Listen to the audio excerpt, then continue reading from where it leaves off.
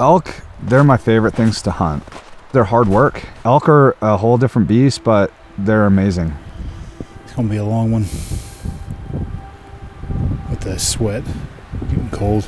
Yeah. It's a tough balance, trying to find being able to stay warm and then actually being able to move. Anybody that tells you that elk hunting is easy is a liar. You gotta put the miles in, you have to put the work in. It's not easy, but at the end of the day, that reward is totally worth it. How many miles in are we going today? Probably 3 to where we start. We're probably 2 now. Another mile, and then we can, once we sit down, we can kind of regroup. Oh, it's picked up. What's up? It's this wind. Yeah.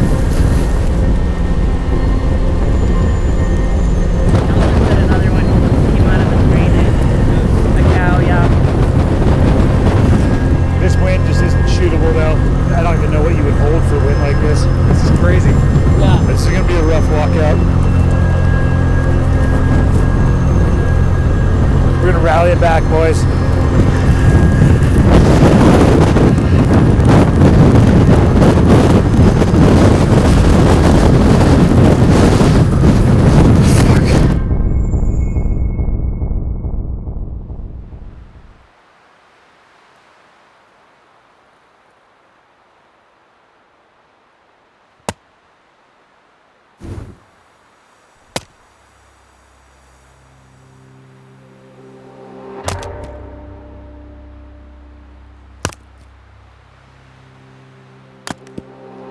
Knowing your limits and knowing when you need to turn around, I think is really important. And I think it's even more important to give yourself a safety buffer before you get to that limit.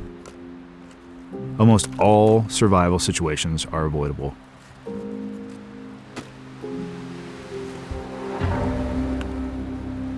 We're in southern Montana. It's really fun to hunt down here, especially for elk. But man, the hunting style really changes when you have a lot of people and you are trying to cruise through really deep snow. This was surprising. I was expecting dry ground, like t-shirt hunting. A lot of times opening week is you got a t-shirt and an orange vest on and you're working hard, hiking mountains, but it's not too bad. But this is brutal. I think we were just clearly confronted with the reality of there's what we want to do and then there's what's going to be possible. The addition of snow on your feet and that lifting motion on your hip flexors and lower back, it just breaks you off. So we just had a really open conversation like, okay, this might not even be possible. We might have to just pull the plug for everybody's safety. So the snow on the ground is what we have, maybe a little bit more tonight. Temperature is what it is, visibility will be what it is, and the wind is what it is. There's a lot of country down here that we can maneuver around and try to glass up animals. And I think that would be a smarter move than just hiking into zones that I know hold elk. And also it might give us a good opportunity to harvest an animal.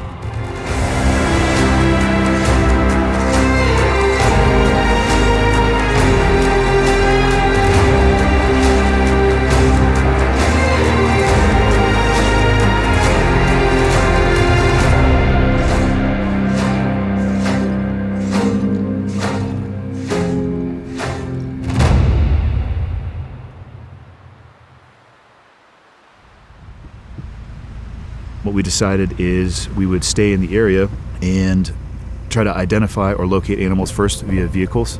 We're headed up to a spot where we can glass. We can glass lots of country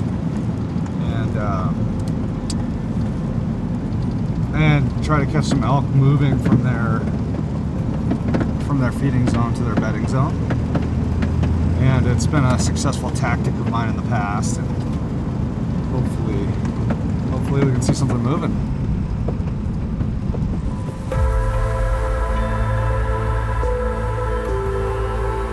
My theory on hunting hasn't changed since the last time we sat down. This is actually my last hunt of the year, and I've already had success twice with elk earlier in the season. Our freezer's completely full. Like, I actually had to go out and buy another freezer to fill it up, which is exactly what I was trying to do. I still had another tag though, and Leah obviously has a tag as well. And there are a lot of people who we are friends with who would love to hunt and they don't get the opportunity to do so. So I knew coming into this, if we got an animal on the ground, it's just gonna be donated to our friends in the valley so they can have food in their freezer as well.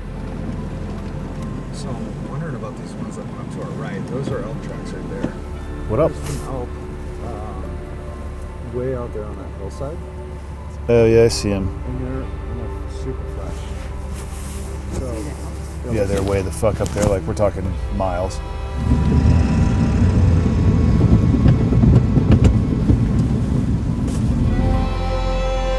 Dude, I just saw a whole herd right above our camp. Like in these trees? Yeah, like on the bench on the backside of them. Can we get to them? Yeah, I think so. I think if we drove over by Yeah. the camp and hiked up this ridge, or even right up here, they're like within 1,000 yards of us right now. Well, why don't we drive over to that right there so we can just peek over the top and see if we can identify them? Yeah. All right. Nelson saw the elk up on a bench just above our camp. He didn't think that anybody had seen those, likely, and it was really close to camp. So we made the decision to come back here and go after the ones that were more accessible.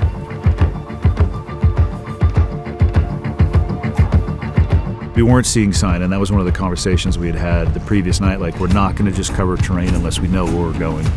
So I had brought it up to him, like, hey, let's decide how far we want to go before we make the decision to head back. Well, I for sure saw elk over here, but I'm just not sure where they were exactly.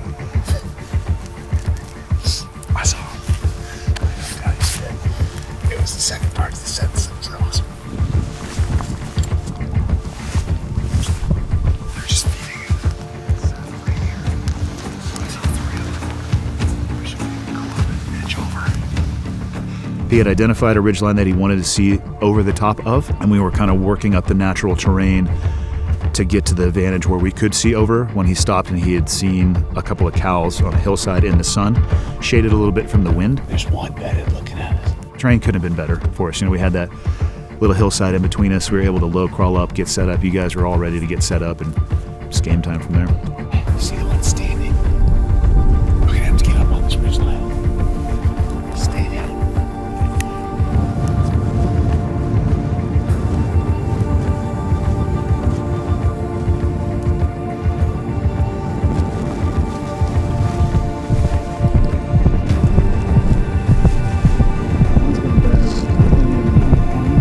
Yeah. You take the one pine on you, and I'll take a follow-up.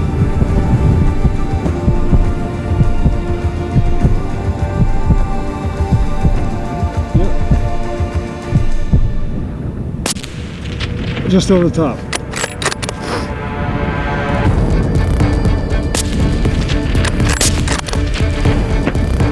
I hit one. Well, I heard a hit on my shot. Yeah. I heard something hit, so. It's actually an easy walk over. That's a smooth break and everything. I think I got too high a dope on there.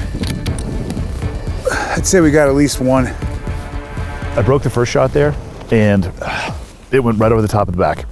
Yeah, but shit happens, right? And for me, my theory is regardless of hit or miss, you rack another round and you're ready to go. So Nelson said miss, and I took another shot at the same animal, and it had started moving uphill, and it actually hit it in the neck, so instantly killed it. Not where I would aim, but you know, you don't have to worry about a shot that's too far back or having gut interaction or any of that stuff. So we got both of those animals down. I mean, it's not a matter of whether or not you are going to miss, just hunt for long enough and you will. Just reload and get another shot back on target. That's all that matters.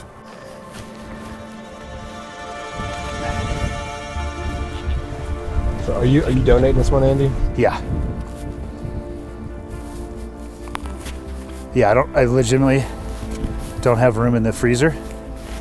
And we got a bunch of friends who probably don't have the chance to hunt.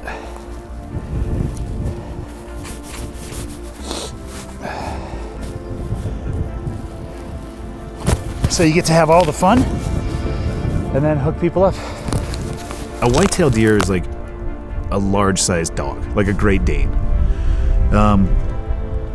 Like a large, mature bull elk is about the size of a horse. And a lot of people, when they walk up to him for the first size, are like, oh, wow. I mean, it's rough. The animal will lay in a position where you can manipulate it a little bit, but they're heavy, and you're still out there in the elements. It's going to take, it probably took us an hour to get them totally prepped. But prepped and back at camp are two very different things.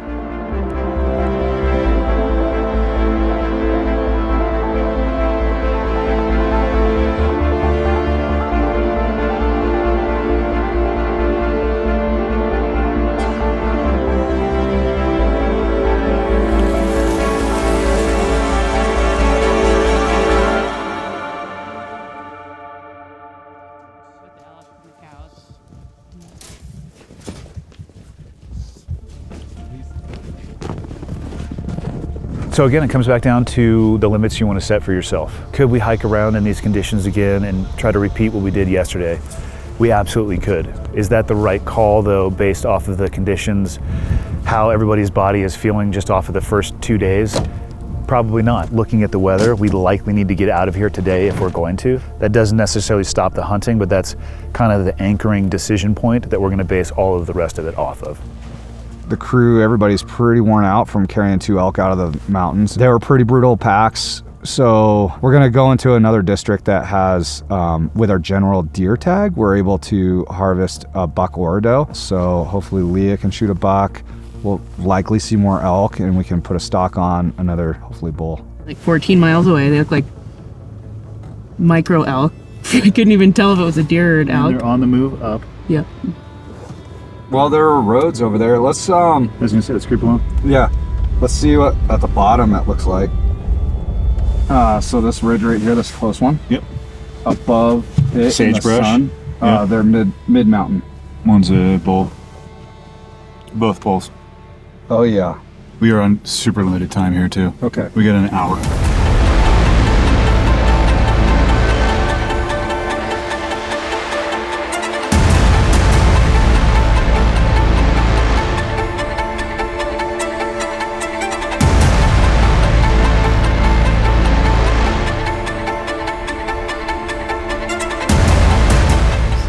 Into the right slightly. Right next to the tree. Leah, come get on the gun and see if you can see him.